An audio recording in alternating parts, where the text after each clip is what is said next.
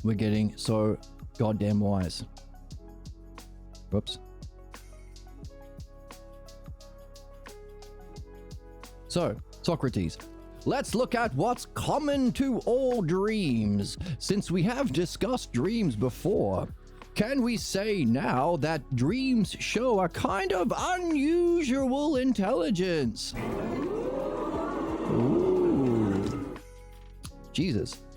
From what you have said, I would say that if dreams are reflected upon in a non-interpretive way, then they can show a pattern of being part of a rational order. What do we just see?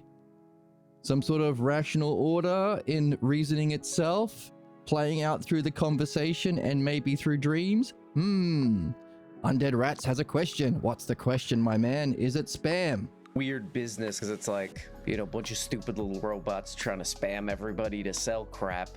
Are you trying to sell crap? Who's an AI guy? Are you an AI guy? The internet is all robots. Because the internet's all robots? Or is it an actual question? Let's see.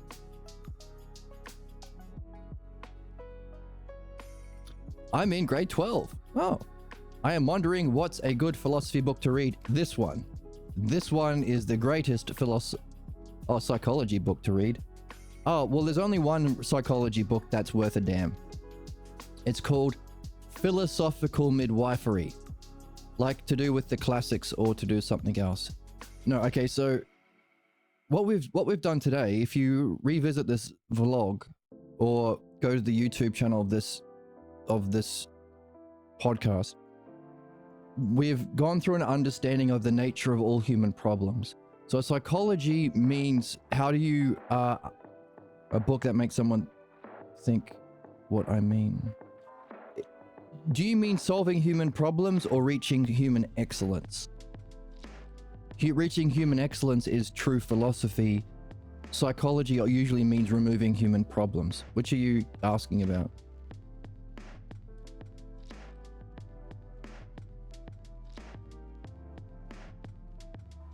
because today we've demonstrated the principles of all human problems, so you can understand. Well, really, you're here to do both. Every human being gets problems and is here to specifically, you're born here into a family where you get a false model of truth. Notice how every family is kind of weird, and all different families have different religions, and even within the different families, their all beliefs are all different. Your kid doesn't know that. As children, we accept the model of belief. We take it to be ourselves. From the way we're treated at a young age, we get an image of ourselves. That becomes our mask. Anything different is not acceptable within the family. You'll be punished or chastised or mocked or even kicked out of the family if you step out of that role that comes with your image. When you leave the house, you can reflect upon the image and realize it was bullshit. You took the blame for an injustice in your house. Now it's a kind of solution to a problem. It kept you alive, but now you're in the real world. You have to remove it because you'll project all of your images and beliefs from your childhood onto the world. That's called projection. And anything that tells you something different, you will have a blind spot. Projecting onto things and being blocked or blind spot from seeing things is called interpretation. You're interpreting reality. That's the cause of your problems. So fundamentally, the cause of all your problems is a false model of yourself and reality that causes your functioning in a way where you stay stuck in a loop, repeating the same problems. Oh, I guess I proved I sucked all along. That's the functioning based on your belief. That's the cause of all human problems. The solution is to learn how to understand, which is the use of the dialectic, which is a 4-step structure of reflection that you can apply on your problems to discover the unsuspected model of yourself that you think is real, your false belief about yourself and reality. The more you see and understand it, the more you free yourself from it. This false model of reality and your negative functioning model and functioning is the nature of ignorance, which is the cause of all problems. All political problems is that exact same 2-part thing projected onto everyone else. So it's not my belief that my family is the best. God says so. Notice that religion isn't about understanding, but about belief. And if you try to understand, they will kill you or beat you up or ban you from the Jesus picnic. In other words, they accept a limitation and they're against freedom and reflection and understanding. That's why religion is the cause of so many genocides and wars. Instead of reflecting on their false belief and their functioning, which is literally what we're born to do, they say it's the truth because God says so, Jesus said so, Allah said so, Xenu says so. There are thousands and thousands and thousands of people doing that. Another way of projecting your belief onto the world is saying the law says so. Notice how a lot of fascists say, hey, I'm not scamming people, I'm just following the law. Donald Trump, I'm not evading taxes and not paying people and raping people. I'm just, it's clever to not pay your taxes. It's following the law. And I'm going to make laws so me and my friends don't get in trouble. So this is the problem of punishment. If you have punishment, you never reflect on the cause of your functioning and find the root cause, the false belief. All you learn is to seek power and privilege so you can escape being caught. So never, ever, ever do punishment, blame, or shame. It's not part of it. Instead, recognize you're here to learn how to use your mind or your highest functioning, notice functioning and model, which is the use of the dialectic, to reflect on your problems in this way. That's psychology. That's real psychology. It's the only thing that can be psychology. Modern psychology is slowly catching up. If you want a book to read, you can read the book Unblocking by Pierre Grimes, or, well, it's a bit hard, but if you want to, it's a bit challenging, Philosophical Midwifery, A New Paradigm of Understanding Human Problems by Pierre Grimes. Those are the two books. Everything else is just a imitation of that. And what we are also seeing is, hey, while that false functioning based on a false model is the false, or the part disconnected from the whole, there is a higher functioning called wisdom. Thanks. Oh, no worries. Wisdom is the highest functioning understanding. Notice, nothing I've said is about a person. I've used people as examples to illustrate the principles, but none of this is an opinion or a belief. It's understanding. Why? Because understanding uses these unitary, these Lego pieces of thought. Everything you think is a whole of parts. Is everything you've seen is same as something because it's a thing, but it's different. There is some likeness that this pen has to my stuffy, and that they both belong to me, but they're both unlike because my pen's not squishy. So understanding is using these sets of terms together to do two things: to solve your problems, which is the cause of your suffering, and global problems, same thing. But also, that's a purification of what's false, removing your false idea of self at the root cause of your problems. But perfecting is the second activity, perfecting your excellence of self. That's the dialectic. That's what we've been doing today. Now, you can use the dialectic in conversations with others to help them remove their problems. That's psychology. Well, that's what psychology will be very soon, I hope. All current movements in psychology are from Albert Ellis, who developed cognitive emotive behavioral therapy, have just been further development of this. The man himself, if you do this at university, you learn cognitive emotive behavioral therapy from a guy named Albert Ellis. He met the author of this book and said, "I'm wrong, you're right, but I'm not going to say it because I don't want to lose my job." But that was a long time ago. There have been people who have realized, and they're slowly integrating this. But also, hey, well, you can use this functioning to help people in psychology, as we've been saying, called philosophical midwifery. You can also use your understanding to reflect on understanding itself. That's a higher use of the dialectic. It's also spirituality. It's the model of all meditations or yogas. Because notice how none of these words exist in the physical world. You never see whole... Oh, that's loud. Thank you. You never see beauty walking down the street, but you see beautiful people. You see it as adjectives. So you see it as... So we can look at this Venn diagram. The whole and the parts. The physical world is just parts. Mind can perceive the parts, but also bring it together into a whole. That's understanding. And when you can know the model of the whole, that's the enlightenment experience, or the brilliant light of pure being. That's the goal of all yogas. Now, the ultimate yoga is what we're doing, because it's a reflection with an open mind, genuine curiosity, sustained over time.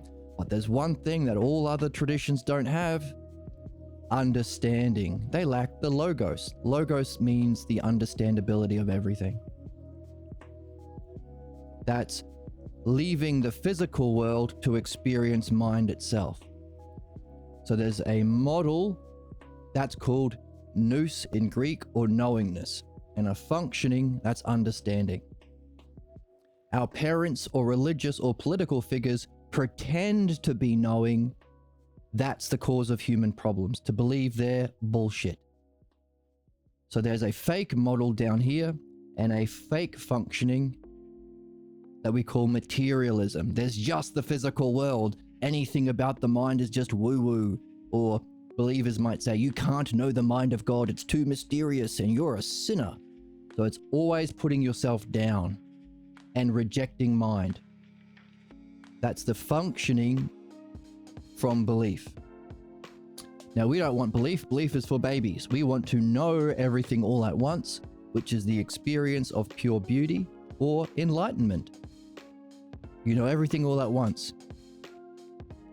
And you experience it to some level when you die, depending on how much work and time you've put into removing your false image of the self, and how much time you've put into developing an understanding and experience of the brilliant light of being. That's how much of that light you can experience when you die or in meditation. That's understanding and knowledge. Understanding and knowledge is wisdom. So belief and debate or opinion thinking, debates are always about opinions. So all of these bullshit people on YouTube that are just debate bros. Women suck. Debate me, bro. That kind of shit. That's the functioning of belief. Those two together is ignorance and the cause of our problems. That's what you address in true psychology. The true model, which is knowledge, and it's functioning together to experience the model all at once with understanding, that's wisdom.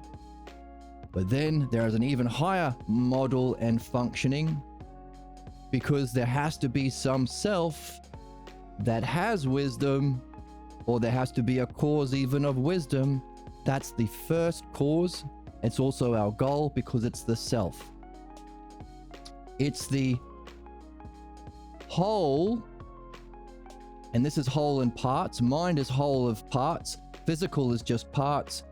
The whole, the part of whole that's not touched by the parts, that lives up, that is transcendent of, that's the self. So to experience the self is the second kind of enlightenment experience that some Buddhists call emptiness or nirvana. It ain't empty. The reason they have that problem is because they haven't developed their activity, the logos. The greatest activity of the dialectical logos is to reflect on that model, just as the greatest activity of understanding is to reflect on the model of knowing. You can also use understanding to look down at your false model of beliefs and your problems. Therefore, purifying your ignorance, perfecting your wisdom, and therefore moving into the highest activity of the dialectic. What is the self? What is the self? That's a whole that is outside of parts. And the thing is, the twist is, you've never experienced anything that is a whole without parts. Everything you've experienced or thought about or heard is a whole of parts. Therefore, you're not looking for something with color. You're not listening for something with sound. It can't even be a thought. It's the perceiver of thoughts. It creates all thoughts and physical world. That's why we don't choose our thoughts. It doesn't come from our false image of the self. It comes from the self. Now, what's really fascinating is every time you go to sleep, you have a communication from that ideal self, the ultimate self, using its highest functioning to help you discover your problems and remove them and perfect your wisdom. Remove ignorance and perfect wisdom. That's your dream maker. That's the significance of dream analysis. Notice, no interpretation. If you're interpreting, you're projecting your dumbass beliefs. You don't want to do that. Or you're blinded from seeing something because it conflicts with your family tradition. That's why believers are so hard to talk to. And they get frustrated because you're asking them to use reason and they're blocked from reason. Therefore, check out that book, Unblocking or Philosophical Midwifery. Reflect on your dreams every night to remove your problems. have your nose in a book like the one we're reading here, any dialogues written by Pierre Grimes are great because they're written from a state of self about the logos and wisdom. The better you try and understand these books, you're perfecting your wisdom. The blocks that come up, you can address through midwifery. And eventually you're going to have to ask yourself the question, hey, what is the self that's doing all this? And you don't have to pick. You can do 1, 2, 3 all at the same time. Purification of ignorance, perfection of wisdom, and wondering about the self that's not even an experience, but transcends even experience. And yet, it's the most immediate thing. Do you have to believe you're a self?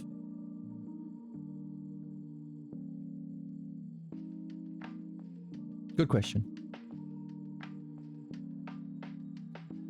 So that's the significance of our dreams to help us in those 3 activities and understanding the dream maker itself, because it's functioning in that way. To help us in those 3 ways, it must have also already mastered it. So Jesus saying, we better understand our dreams in a non-interpretive way. Don't project your problems. And if we do, we can show a pattern of being part of a rational order. What we've just outlined is the rational order. We just outlined the rational order of the whole in these models. It's a rational order. See how it's rational? We can make sense of it. It's all necessarily, it has to be the case. If there is whole and part, there has to be part of a whole that's not touched by parts. There has to be a whole of all parts, necessarily. Now, again, even though it's necessary, it's a hypothesis you carry as a meditation until you can confirm it in your experience of the model. And just as we've seen, there are orders within even the book itself, the whole of dreams and how it functions. What's the same in each dream? What's different in dreams? Socrates is using this rational structure in the conversation with Jesus that we're reading, just as our dream maker must itself as well. Pretty neat, huh? Do a poggers. Do a poggers. Now. I don't know. You'll get a bunch of views. And we'll get a bunch of views, which is important. Imagine people changing their positions and improving for the better. Socrates. Yes, Jesus. Does it appear to you that the dream comes at the right time for the dreamer to reflect and learn from? So not only does it function the way we've been talking about, but it does so, it gives you what you need at the right time, which is a struggle on Twitch. I don't know where Undead Rats is at, so I gave him or her a quick overview and referred him back to these books and today's VOD. But in an actual dialectic, one-on-one, I could ask him where he's at, what his particular problem is, etc., and tailor it to him. Your dream does that. You don't have to rely on your favorite streamer.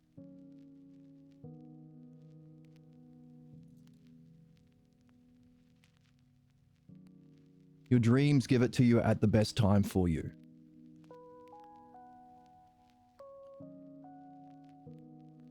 And again, the dream maker is also the model of excellence of self. That's what we aim to do ourselves. So, yeah. The internet is all robots. And also the internet is robots. Does it appear to you, says Socrates, that dreams come at the right time for the dreamer to reflect and learn from? Further, what kind of knowledge must the dream maker have of each dreamer for the dream to match the spiritual life of the dreamer? I like those questions, says Jesus, because it causes me to reflect back upon the meaning of what you have said about dreams. From what we have agreed to, I can only say the dream maker must have an intimate Whore.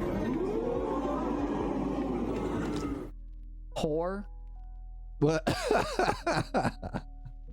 Making ice cream's a good and courageous thing.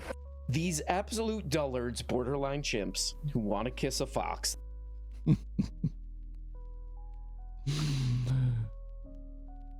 I like those questions because it causes me to reflect back upon the meaning of what you have said about dreams, says Jesus to Socrates. From what we have agreed to, I can only say that the dream maker must have an intimate knowledge of the problems the dreamer faces, even when the dreamer is not aware of the kind of problem they are facing. Beyond us, so what can I say? Well, until we get there, what can I say but that the maker of dreams far excels in intelligence than that of the dreamer? There you go. What I find intriguing is the beauty of the simplicity. Beauty. I'm cute. Like, it's cutie pie. Cutie pie dreams. Of the dream messages. It condenses so much into a few sentences and with just a few images. It is very insightful and beautiful. Both. Win, win, win, win, win. The way the dream maker fashions the dreams. Insightful and beautiful. Apollo and Aphrodite. Harmony, order, rational order, and whole. Activity and model. See? The two coming together time and time again.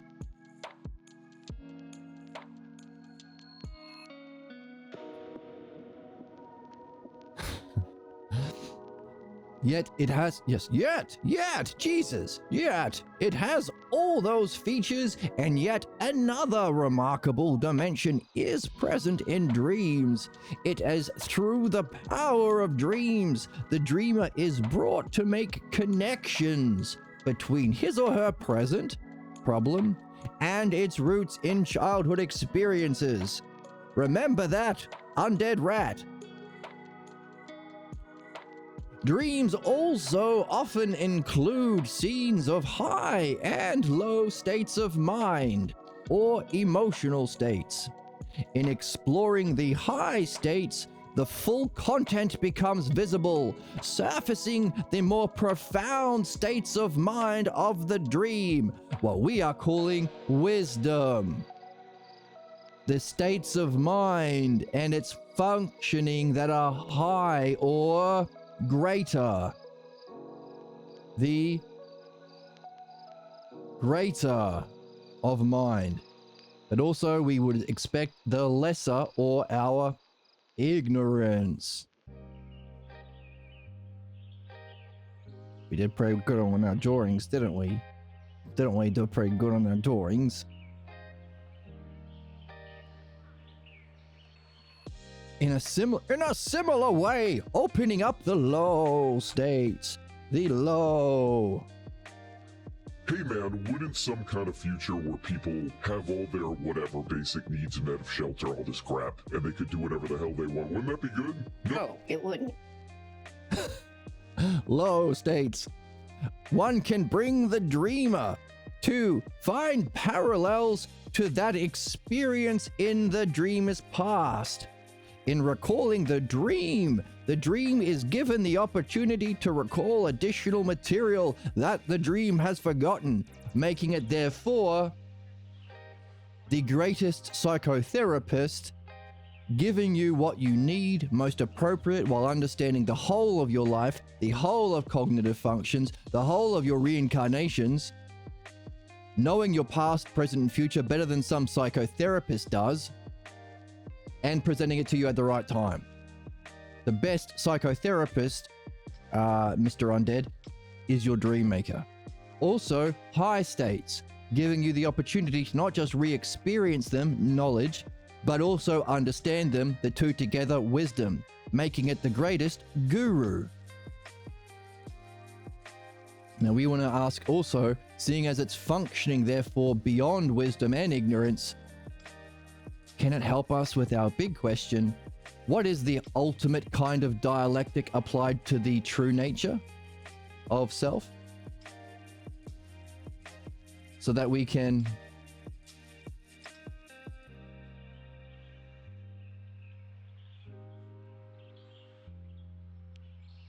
know the self and function in a similar kind of excellence to our dream maker? Those are the two big questions. While we can understand the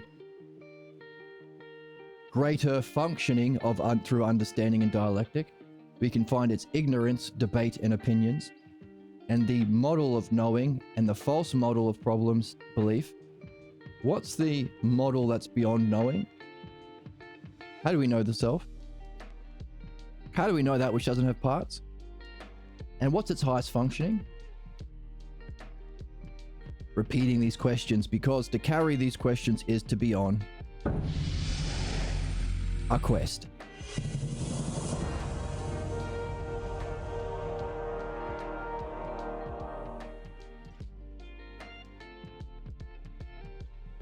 In recalling the dream, the dreamer is given the opportunity to recall the additional material the dreamer has forgotten. Therefore, the model of psychotherapy is dream analysis.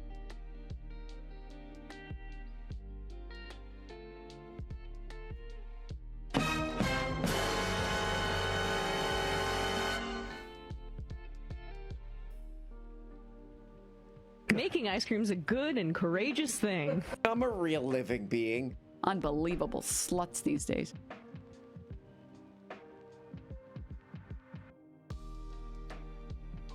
Tell your friends, Mr. Undead Rats. Jesus. You are bringing the Logos to dreams. So this is the way you uncover enlightenment experiences that have been forgotten or have been ignored by the dreamer. Yup.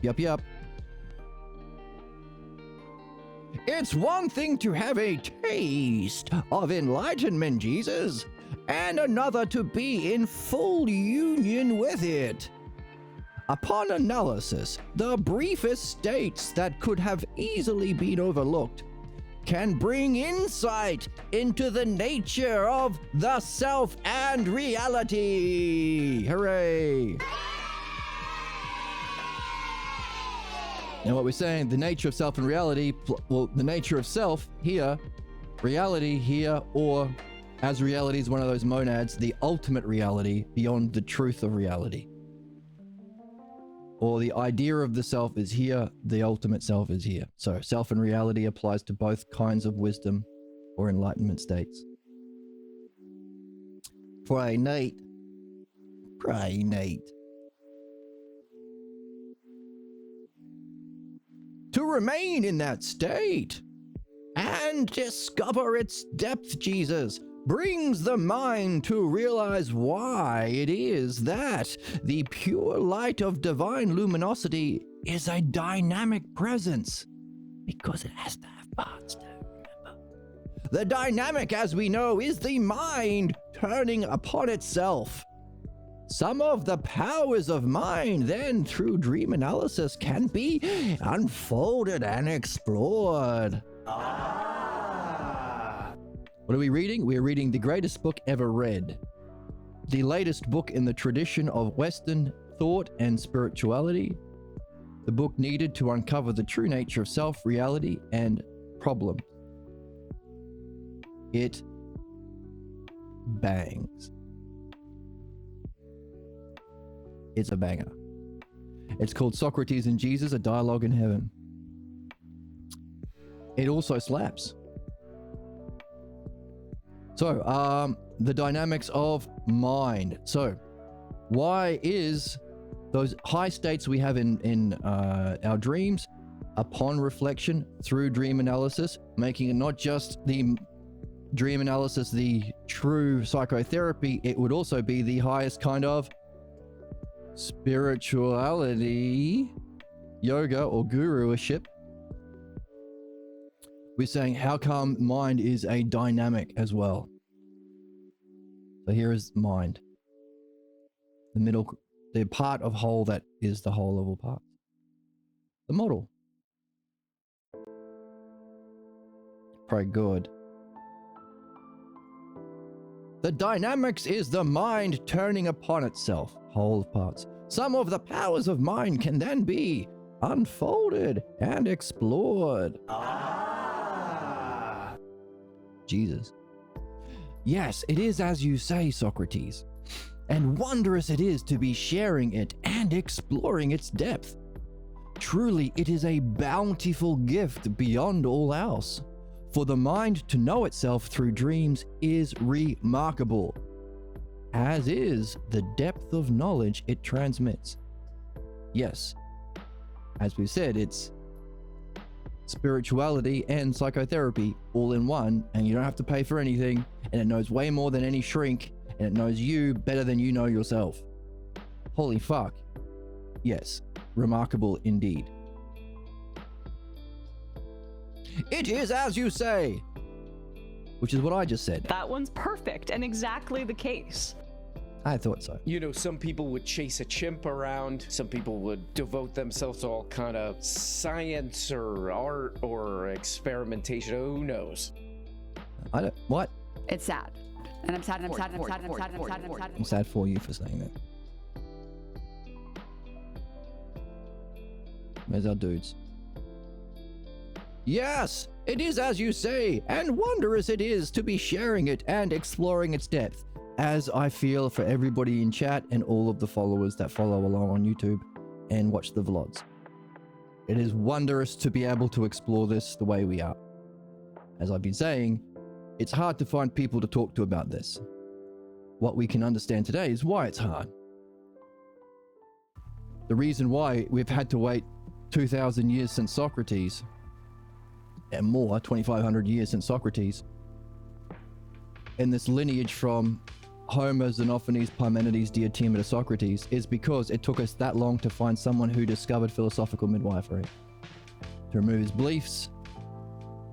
And our beliefs or blocks are blocks specifically because they block the logos, ousia, and the self. Our activity, our mind, and self. So, yeah. Very fortunate that we had this dude. And very fortunate he got all the way to doing his mythology, writing this book. And very fortunate we are that we have the internet and this platform that we can share this kind of learning and reflection that's the most meaningful, the most significant.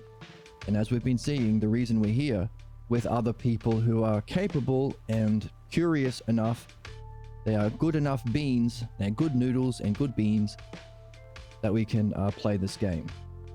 Here is in the tradition of knowing the self, Homer, Xenophanes, Parmenides, Diotima, Socrates, PG, this text, and you. This is you, and I'm here too, and me. And you are happy, and I am happy. That's where we are. So, in agreement with the dudes, with our bros, this is the True Bro Podcast. Can you find a better bro than Sock and Jeebers?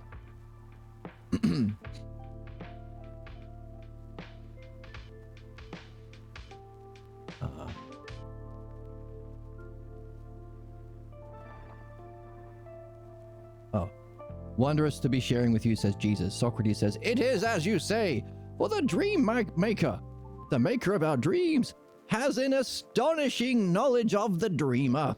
It must know their spiritual path and what stage the dreamer is in for the dream to have the impact it has. Or what we would say, because of our reflection today, it must know the whole and the part.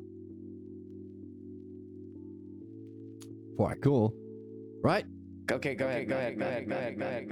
I will. The dream maker must have, as it were, a spiritual map within which to fix each soul's struggle, and knows what is needed to bring the dreamer to realize the blocks that they face. It is the most profound of knowledge and reaches as far as the boundary of experience. In what terms would you describe it? Well, we have seen Jesus' limit. We have been saying it goes beyond experience. Therefore, to know the whole and the parts, if this is the boundary of experience, wisdom, we are suggesting that the dream maker is the self, functioning in the highest use of the self. And if it can help us develop and knows the whole of the map of spirituality, it would be lacking if it doesn't have the first hypothesis here and the self. So we are seeing, because of the model, we can recognize the excellence of dreams. Many people can have millions of dreams their whole life and spend their whole life never becoming aware they've had the greatest guru and psychotherapist talking to them constantly every single night. What a tragedy. Not only can we recognize the significance of the positive, the dream maker, and our dreams, we can also recognize people who are blocked. As Jesus saying, I recognize, because he has a, according to the story of Mark, he has had a brilliant light experience, which is here. He then devolved into his beliefs because he lacked dream analysis and midwifery. Playing out the Jewish Elijah, I'm the next chosen one bullshit. Causing his demise, why have you abandoned me, God? The magicking from the dead, the resurrection, isn't in the fucking story. That was a lie added 200 years later. That's commonly known among all scholars. So there's no fucking Easter. It ends as a tragedy, as a warning of what it's like to have wisdom without purifying your beliefs and going on to perfect the self. True excellence. So as that problem has been demonstrated in the story of Jesus in Mark, so too can we recognize that same problem coming here. Jesus is saying the dream maker must have a knowledge that reaches as far as the boundary of experience. Jesus' problem. And because we have this lovely fancy model, we can recognize it. Reiterating what we said to our friend in chat, dream analysis and the dialectic is the model of psychotherapy, guruship, and Socratic philosophy, which is the ultimate. Allowing us to recognize the problems of Jesus, what level of wisdom he is, and what he needs to go on to reach Socrates' level. All three. It's a win-win-win-win-win. It's a win-win-win-win-win. And you be winning by watching this channel with me. Here we go. Here we go. Gooners. You're all gooners. Hey man, wouldn't some kind of future where people have all their whatever basic needs met of shelter, all this crap, and they could do whatever the hell they want, wouldn't that be good? No, Yes. it wouldn't. It wouldn't? Oh, yes. We're saying yes, and this is the model for doing it. That one's perfect and exactly the case. Thank you, Emma. And thank you for joining me today. What an exciting trip. This is where we are in the text. So we've done a good lot of time doing the Usia part, doing the reflection on the model or solving the puzzle. We've been collecting the terms and questions as we're going, collecting the puzzles in the game. Now we've been finding the gems and the keys to open the locks and solve the puzzles using video game analogies. But that's what we've been doing lately, and holy shit, what a wonderful model we've come to as a result, we've come to as a result. I hope that the people who were first time chatters today, they've been inspired and they jump in and accept the quest, because you're a wizard, Harry. You're a wizard, Harry. This is the quest of men. It's the meaning of life. It's the archetype for the hero's journey. I'm looking for someone to share in an adventure. And it's not a solo quest. We're here to share it with those good beans, good noodles, and wonderful beans who are also interested in playing this game, because it's a sharing thing, as Socrates is sharing it with Jesus, and our dreams share it with us. Wonderful beans. Thank you so much. That's where we are in the text. So we're going to continue learning more about dreams, but with all of this more extended appreciation of the dream maker as the greatest guru, Socratic philosopher, and psychotherapist. You don't have to pay any money or subscribe to some fucking corporation, and it can't be patented by McDonald's or some bullshit. You don't have to shave your head or wear a robe or accept limitations of belief in Jeebus or Xenu or anything. You don't have to do any of that shit. In fact, you have to sacrifice that shit to know and show your authentic self. That's the game. Thank you so much for joining me. Twitch, follow. YouTube, follow. Discord, join. Donation if you have money and you want to. PDF below. And I'll see you in the next one. Thank you. Bye.